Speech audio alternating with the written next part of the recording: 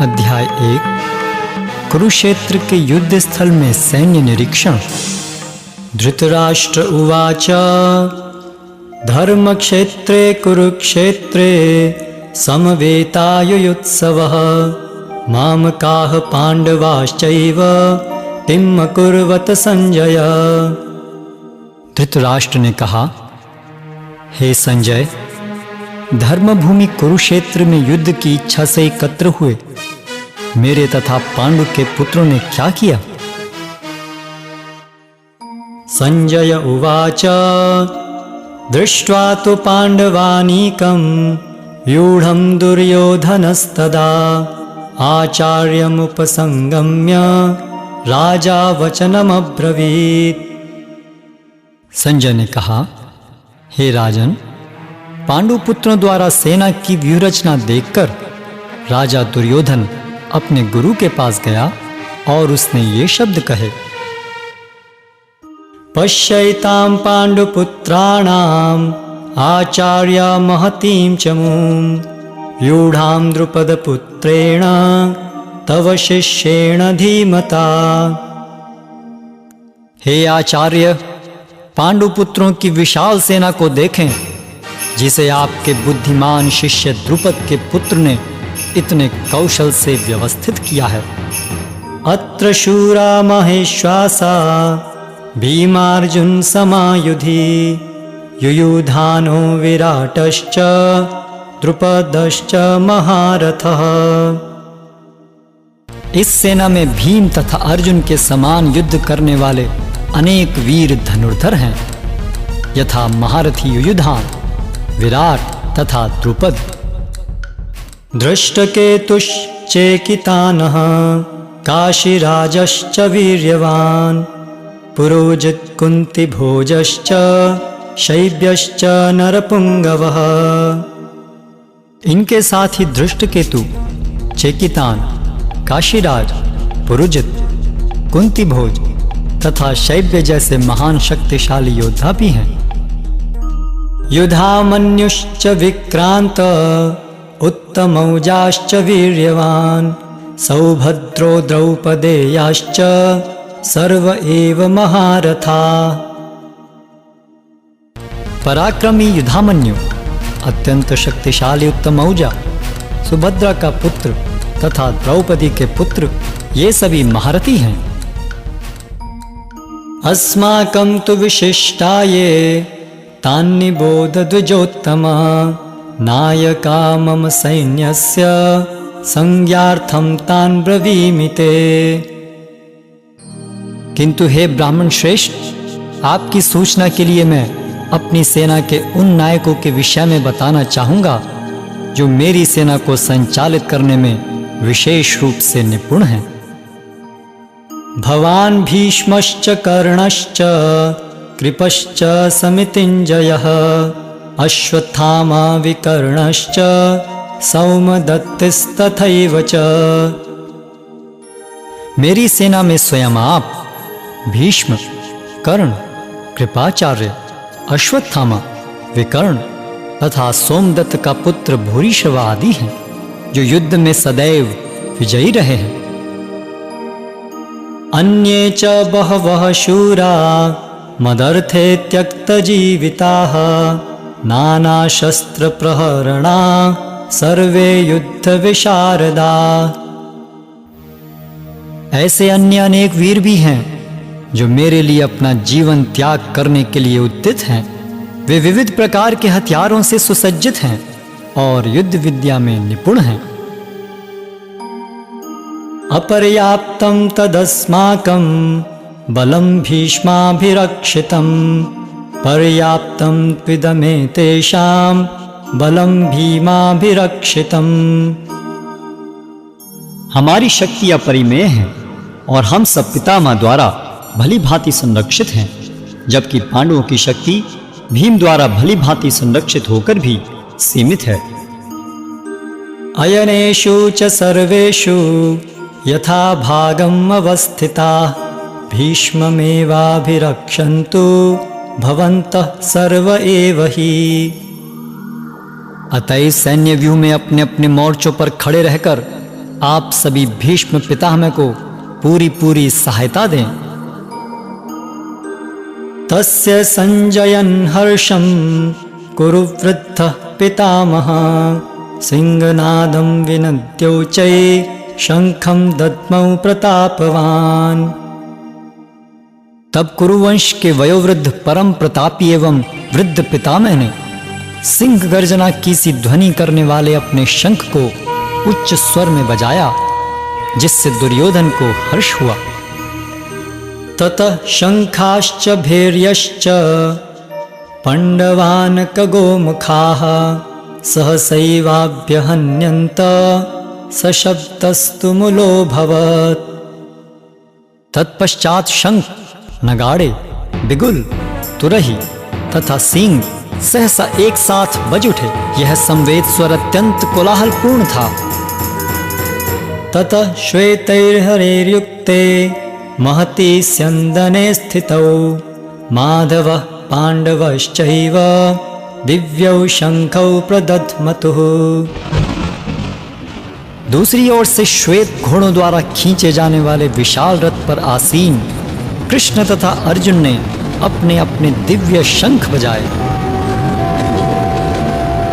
पांचजन्यं ऋषिकेशो देवदत्तं धनंजयः पौंड्रं दध्मौ महाशंखं भीमकर्मावृकोदरः। भगवान कृष्ण ने अपना पांचजन्य शंख बजाया, अर्जुन ने देवदत्त शंख तथा अति भौजी एवं अति मानवीय कार्य करने वाले भीम ने पौंड्र नामक भयंकर शंख बजाया।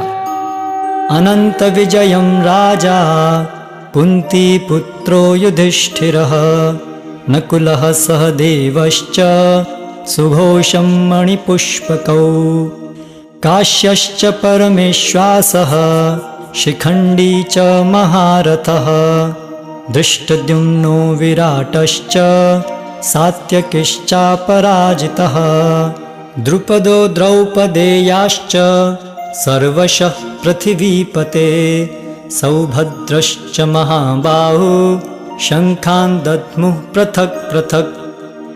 हे राजन, कुंती पुत्र राजा युधिष्ठिर ने अपना अनंत विजय नामक शंख बजाया तथा नकुल और सहदेव ने सुघोष एवं मणिपुष्पक शंख बजाए। महान धनुर्धर काशीराज, परम योद्धा शिखंडी, धृष्टद्युम्न, विराट, अजय सात्यकी, द्रुपद, द्रौपदी के पुत्र तथा सुभद्रा के महाबाहु पुत्र आदि सबों ने अपने अपने शंख बजाए। सघोषो धार्तराष्ट्राणां हृदयानि व्यदारयत् नभश्च पृथिवीं चैव तुमुलो व्यनुनादयन्। इन विभिन्न शंखों की ध्वनि कोलाहल पूर्ण बन गई, जो आकाश तथा पृथ्वी को शब्दायमान करती हुई धृतराष्ट्र के पुत्रों के हृदयों को विदीर्ण करने लगी। अथ व्यवस्थितान् दृष्ट्वा धार्तराष्ट्रान् कपिध्वजः प्रवृत्ते शस्त्र संपाते धनुरुद्यम्य पांडवः ऋषिकेशं तदा वाक्यम् इदमाह महीपते। उस समय हनुमान से अंकित ध्वजा लगे रथ पर आसीन पांडुपुत्र अर्जुन अपना धनुष उठाकर तीर चलाने के लिए उद्यत हुआ। हे राजन, धृतराष्ट्र के पुत्रों को व्यूह में खड़ा देखकर अर्जुन ने श्री कृष्ण से ये वचन कहे।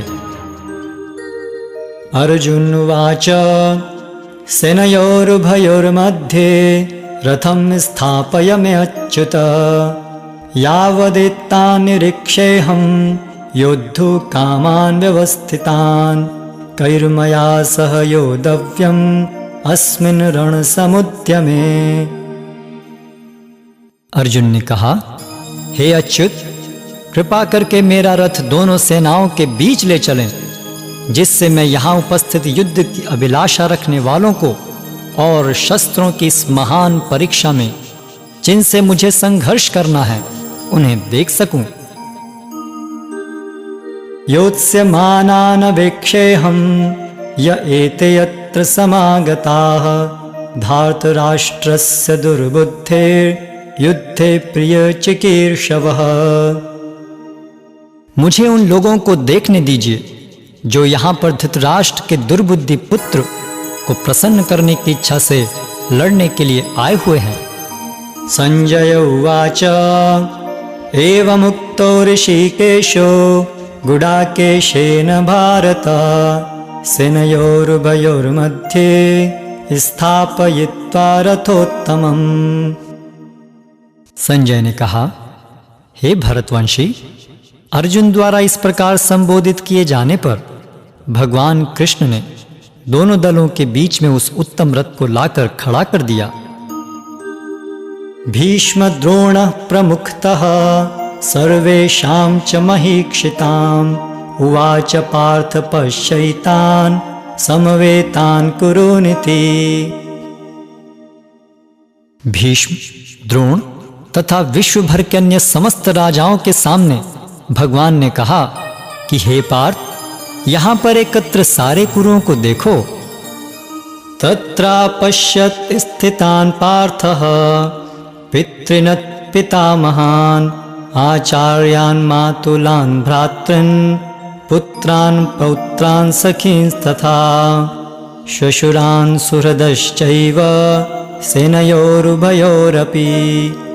अर्जुन ने वहां पर दोनों पक्षों की सेनाओं के मध्य में अपने चाचा ताऊओं, पितामहों, गुरुओं, मामाओं, भाइयों, पुत्रों, पौत्रों, मित्रों, ससुरों और शुभ चिंतकों को भी देखा। तान् समीक्ष्य स कौन्तेयः सर्वान् बन्धूनवस्थितान् कृपया परयाविष्टो विषीदन्निदमब्रवीत्। जब कुंती पुत्र अर्जुन ने मित्रों तथा संबंधियों की इन विभिन्न श्रेणियों को देखा तो वह करुणा से अभिभूत हो गया और इस प्रकार बोला। अर्जुन उवाच दृष्ट्वेमं स्वजनं कृष्ण युयुत्सुं समुपस्थितं सीदन्ति मम गात्राणि मुखं च परिशुष्यति।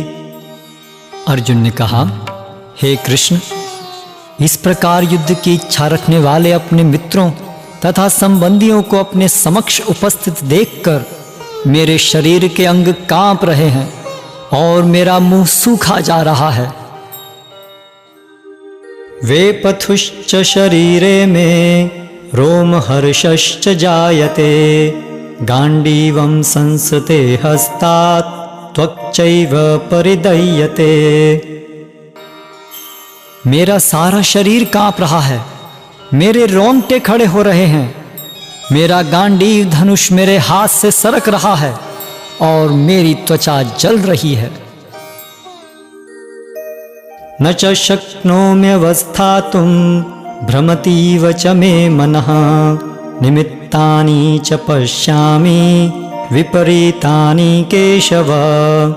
मैं यहाँ अब और अधिक खड़ा रहने में असमर्थ हूँ। मैं अपने को भूल रहा हूँ और मेरा सिर चकरा रहा है। हे कृष्ण, मुझे तो केवल अमंगल के कारण दिख रहे हैं। न च श्रेयोनुपश्यामि हत्वा स्वजनमाहवे न कांक्षे विजयं कृष्ण न च राज्यं सुखानि च। हे कृष्ण, इस युद्ध में अपने ही स्वजनों का वध करने से न तो मुझे कोई अच्छाई दिखती है और न मैं उससे किसी प्रकार की विजय, राज्य या सुख की इच्छा रखता हूं। किं नो राज्येन गोविंद किं भोगैर्जीवितेन वा येषामर्थे कांक्षितं नो राज्यं भोगः सुखानि च। तैमेव स्थिता युद्धे प्राणान् त्यक्त्वा धनानि च आचार्याः पितरः पुत्रास्तथैव च पितामहा मातुलः श्वशुरा पौत्रा शाला सम्बन्धिनस्तथा एतान्न हन्तुमिच्छामि नतोऽपि मधुसूदन। अपि त्रैलोक्यराज्यस्य हेतुः किं नु मही कृते निहत्य धार्तराष्ट्रान्नः का प्रीति स्यात् जनार्दन। हे गोविंद, हमें राज्य, सुख अथवा इस जीवन से क्या लाभ, क्योंकि जिन सारे लोगों के लिए हम उन्हें चाहते हैं वे ही इस युद्ध भूमि में खड़े हैं।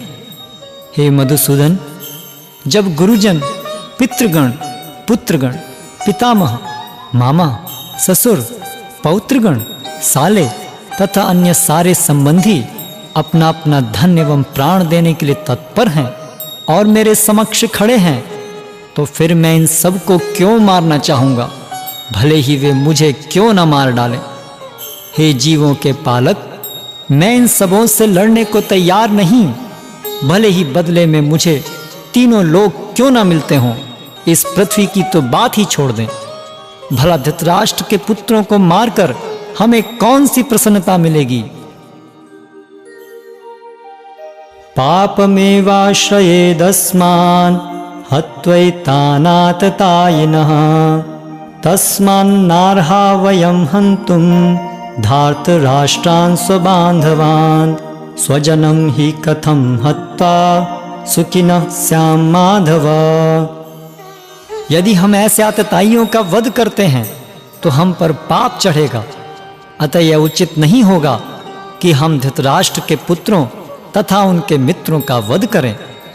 हे लक्ष्मीपति कृष्ण, इससे हमें क्या लाभ होगा और अपने ही कुटुंबियों को मारकर हम किस प्रकार सुखी हो सकते हैं। यद्यप्येते न पश्यन्ति लोभो अपहत चेतसः कुलक्षय कृतं दोषं मित्रद्रोहे च पातकं कथं न ज्ञेयम् अस्माभिः पापादस्मान् निवर्तितुं कुलक्षये कृतं दोषं प्रपश्यद्भिर्जनार्दन। हे जनार्दन, यद्यपि लोभ से अभिभूत चित्त वाले ये लोग अपने परिवार को मारने या अपने मित्रों से द्रोह करने में कोई दोष नहीं देखते, किंतु हम लोग जो परिवार के विनष्ट करने में अपराध देख सकते हैं, ऐसे पाप कर्मों में क्यों प्रवृत्त हों। कुलक्षये प्रणश्यन्ति कुलधर्मा सनातना धर्मे नष्टे कुलं कृत्स्नम् अधर्मो अभिभवत्युत। कुल का नाश होने पर सनातन कुल परंपरा नष्ट हो जाती है और इस तरह शेष कुल भी अधर्म में प्रवृत्त हो जाता है। अधर्माभिभवात् कृष्ण प्रदुष्यन्ति कुल स्त्रियः त्रिषु दुष्टासु वार्ष्णेय जायते वर्णसंकरः। हे कृष्ण, जब कुल में अधर्म प्रमुख हो जाता है तो कुल की स्त्रियां दूषित हो जाती हैं और स्त्रीत्व के पतन से हे वृष्णिवंशी अवांछित संतानें उत्पन्न होती हैं। संकरो नरकायैव कुलग्नानां कुलस्य च पतन्ति पितरो येषां लुप्तपिण्डोदकक्रियः। अवांछित संतानों की वृद्धि से निश्चय ही परिवार के लिए तथा पारिवारिक परंपरा को विनष्ट करने वालों के लिए नारकीय जीवन उत्पन्न होता है। ऐसे पतित कुलों के पुरखे गिर जाते हैं क्योंकि उन्हें जल तथा पिंड दान देने की क्रियाएं समाप्त हो जाती हैं। दोषैरेतै कुलघ्नानां वर्ण संकर कारकै उत्सादन्ते जाति धर्मा कुल धर्माश्च शाश्वताः। जो लोग कुल परंपरा को विनष्ट करते हैं और इस तरह वांछित संतानों को जन्म देते हैं, उनके दुष्कर्मों से समस्त प्रकार की सामुदायिक योजनाएं तथा पारिवारिक कल्याण कार्य विनष्ट हो जाते हैं। उत्सन्न कुल धर्माणां मनुष्याणां जनार्दन नरके नियतं वासो भवतीत्यनुशुश्रुमा। हे प्रजापालक कृष्ण, मैंने गुरु परंपरा से सुना है कि जो लोग कुल धर्म का विनाश करते हैं वे सदैव नरक में वास करते हैं। अहो बत महत्पापं कर्तुं व्यवसिता वयं यद्राज्य सुखलोभेन हन्तुं स्वजनमुद्यता। ओह, कितने आश्चर्य की बात है कि हम सब जघन्य पाप कर्म करने के लिए उद्यत हो रहे हैं। राज्य सुख भोगने की इच्छा से प्रेरित होकर हम अपने ही संबंधियों को मारने पर तुले हैं।